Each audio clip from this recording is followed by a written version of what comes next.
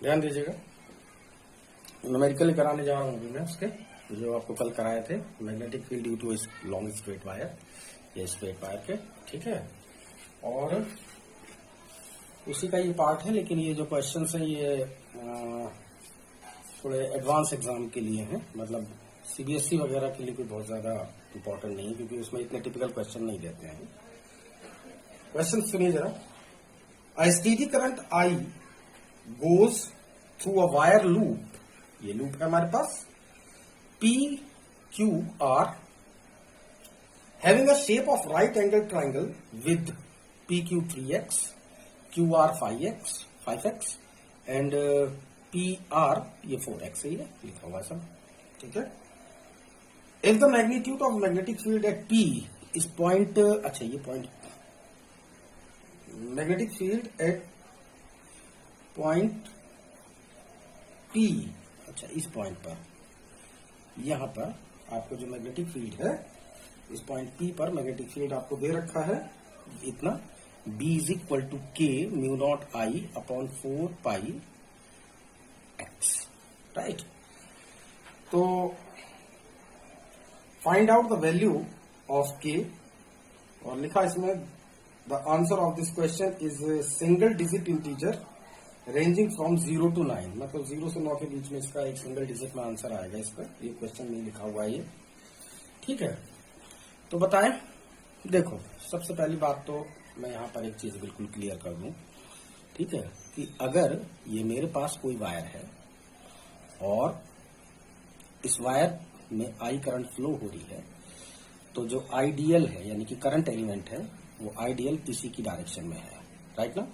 तो इससे इस पॉइंट P पर जिसका पोजीशन वेक्टर R है, इस पॉइंट P पर जो मैग्नेटिक फील्ड होगा वो होगा B is equal to Biot Savart law के according mu naught upon 4 pi I dl cross R upon R cube, right. अगर ये पॉइंट P यहां की बजाय अगर यहां पर होता, अगर इसको खोलोगे अगर आप, तो ये कितना आ जाएगा, B is equal to mu naught upon 4 pi I dl R sine theta इन दोनों के बीच का एंगल है ये थीटा, राइट ना, अपॉन R क्यूब, ये कैंसिल हो जाएगा R स्क्वायर टाइम। अगर ये पॉइंट P यहां पर होता, इस जगह पर होता, तो ध्यान दीजिए इस एंगल थीटा की वैल्यू और थोड़ी कम होती। अगर ये यहां पर होता, ये पॉइंट P अगर यहां पर होता तो ये एंगल और कम होता। लेकिन अगर ये पॉइंट P इस वायर की सीध में ही कहीं पर पहुंच जाए, यानी कि इस पॉइंट P पर अगर आपको मैग्नेटिक फील्ड फाइंड करना हो, तो ध्यान दीजिएगा ये dl और ये वेक्टर R, राइट ना, ये दोनों ही कैसे आ जाएंगे, पैरेलल हो जाएंगे। तो पैरेलल हो जाएंगे तो थीटा की वैल्यू कितनी हो जाएगी, 0, और साइन 0 की वैल्यू कितनी होगी, 0, यानी कि मैग्नेटिक फील्ड कितना आ जाएगा उस केस में, 0 आ जाएगा उसका मैग्नीट्यूड। बात समझ में आ गया।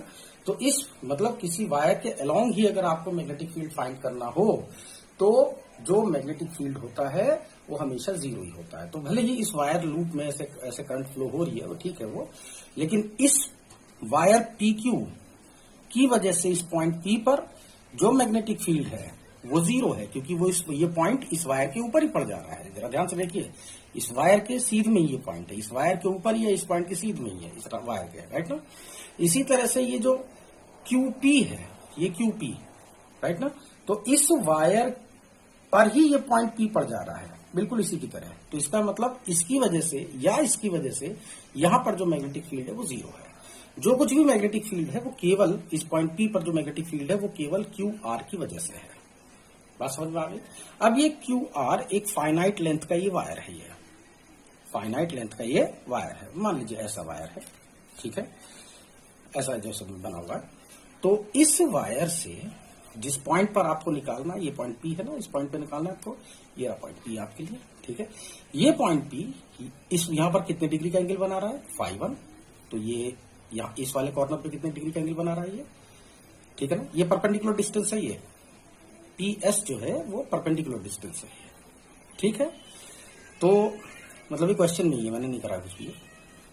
तो ये एंगल कितना आएगा, φ1, ये मतलब हमने लेट कर लिया। और ये जो दूसरा कॉर्नर है वो इस पॉइंट P के रेस्पेक्ट में कितने डिग्री के एंगल पर है, φ2, मतलब इस के रेस्पेक्ट में, ठीक। तो इस परपेंडिकुलर के रेस्पेक्ट में ये एंगल कितना है, फाई 2। तो इस पॉइंट पी पर जो मैग्नेटिक फील्ड होगा या इस पॉइंट पी पर जो मैग्नेटिक फील्ड होगा वो आपने डेरिवेट कर चुके हो, वो इतना आता है आंसर। ठीक है ना। तो अब की बार भी ऐसे ही करना है आपको। अब इसकी और इसकी वजह से कुछ कोई मैग्नेटिक फील्ड यहाँ पर नहीं निकालना, सिर्फ इसकी वजह से आप निकालिए। तो magnetic field at P due to Q R, right. वो कितना होगा, ये फॉर्मूला यूज करिए, B is equal to mu naught upon 4 pi I by R. ये एंगल सब फाई 1 मान रखा है, sine phi 1 plus sine phi 2। ठीक है। मैं अब चूंकि मुझे इन फाइज की मुझे वैल्यू निकालनी पड़ेगी, तो ये तो एंगल 90 है ही है जो दिख रहा है आपको, ये वाला एंगल तो 90 है ना। अगर एक एंगल अगर इसका थीटा हो तो दूसरा एंगल कितना हो जाएगा, 90 माइनस थीटा, राइट। तो ज्योमेट्री से इस राइट एंगल ट्राइंगल में है, ये ध्यान दीजिए, right angle triangle P S Q, right. इसमें जो फाई 1 की वैल्यू जो आ रही है आपकी, वो आ जाएगी आपकी थीटा के इक्वल, और इस फाई 2 की जो वैल्यू आ रही है इस वाले राइट एंगल ट्राइंगल को अगर कंसीडर करेंगे, ठीक, तो ये आ जाएगा आपका 90 माइनस थीटा, राइट।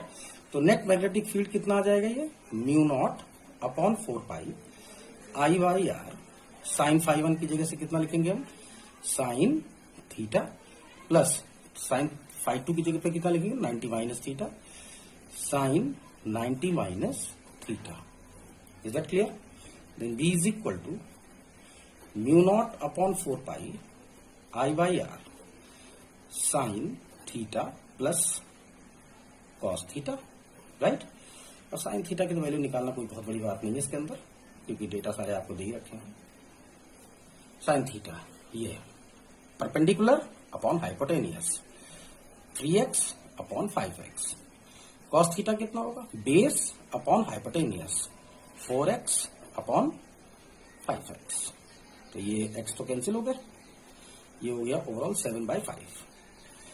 तो ये आ गया 7/5 और 7/5 into mu naught upon 4 pi I by R. Clear होगी बात यहां तक? ठीक है। अच्छा, तो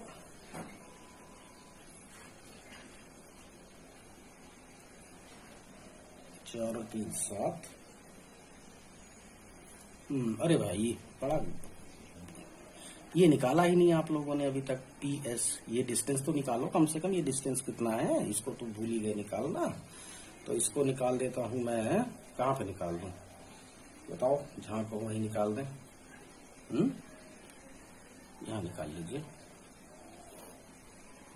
ऐसे निकाल,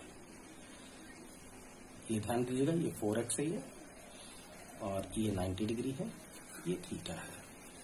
आप इसे निकालने में इंटरेस्टेड हो, ठीक है। क्या, पी एस, ये जो आर लिखा हुआ है इसकी जगह से पी एस लिख लीजिए, P S P S P S P S, ठीक है। अच्छा, तो sine theta is equal to किसके होगा, sine theta is equal to ये वाला है ना, ये बेस हो गया, ये परपेंडिकुलर, ये हाइपोटेन्यूज, कितना हुआ, पी एस अपॉन दिख रहा है कि नहीं दिख रहा है, हाँ दिख रहा है, P S upon 4x perpendicular upon hypotenuse. तो पी एस कितना आ गया, पी एस आ गया आपका 4x इंटू साइन थीटा, और साइन थीटा की वैल्यू तो आपने अभी भी निकाला ही था, हाँ 3/5 आ रहा था। ये देखिए यहाँ पर साइन थीटा 3/5 है, रख लीजिए इसे 3/5, ठीक है। तो ये हो गया, जब आप ये वैल्यू पुट करोगे तो ये आ गया 7/5 म्यू नॉट अपॉन 4 पाई, और इसकी जगह पे आ गया कितना, 4x इंटू 3 डिवाइडेड बाय 5। बस समझ में आ गई, ये 5 से 5 कैंसिल हो रहा है, तो ये आ गया ओवरऑल आपका कितना, 7/4 चौक 16 16 48 mu naught upon 4 pi I by x, ठीक है। तो हमारा आंसर तो ये आ रहा है और इन्होंने ये दे रखा है, तो कंपेयर कर लो के की वैल्यू कितनी आनी चाहिए। तो mu naught upon 4 pi I, mu not I upon 48 pi x, mu not I upon 48 पाई, अब ये 4 कैसे आ गया है, पाई एक्स, ठीक है। और मल्टीप्लाइड बाय के है, तो इसका मतलब मल्टीप्लाइड बाय 7 है यहाँ पर, तो के की वैल्यू कितनी आ गई, कंपेयर कर लो दोनों को, इसको और इसको कंपेयर कर लो, के की वैल्यू 7 आ गई, ठीक है। नेक्स्ट क्वेश्चन पे भी हम आएंगे।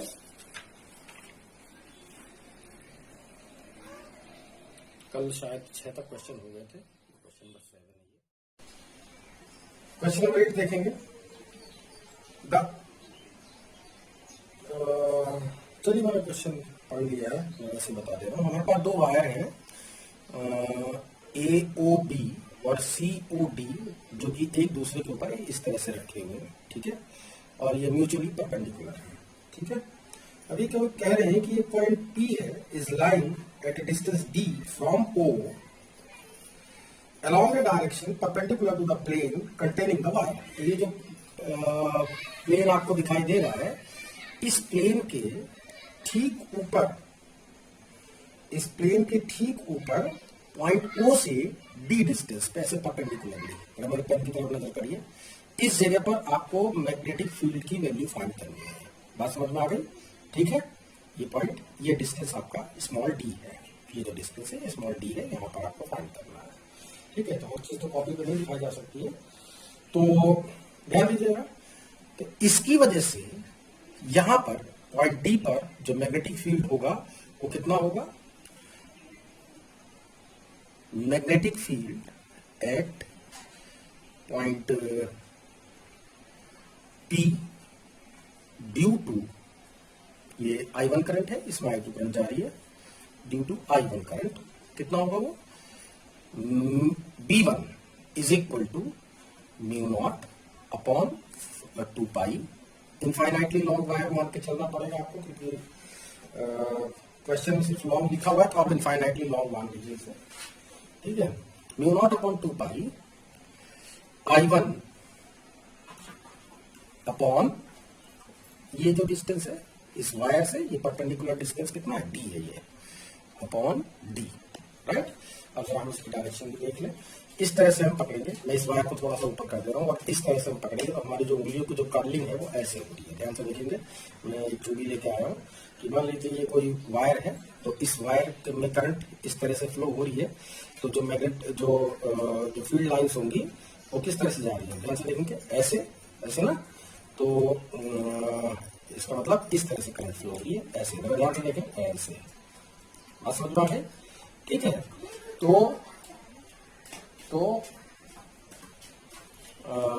जो इस पॉइंट पर, इस पॉइंट डी पर जो टेंजेंट लाइन आप ड्रॉ करोगे, ऐसे जा रही है ना मैग्नेटिक फील्ड लाइन से इस तरह से, तो इस पॉइंट पर जो टेंजेंट लाइन ड्रॉ करोगे वो कैसे जाएगी, ये इधर की तरफ जाएगी।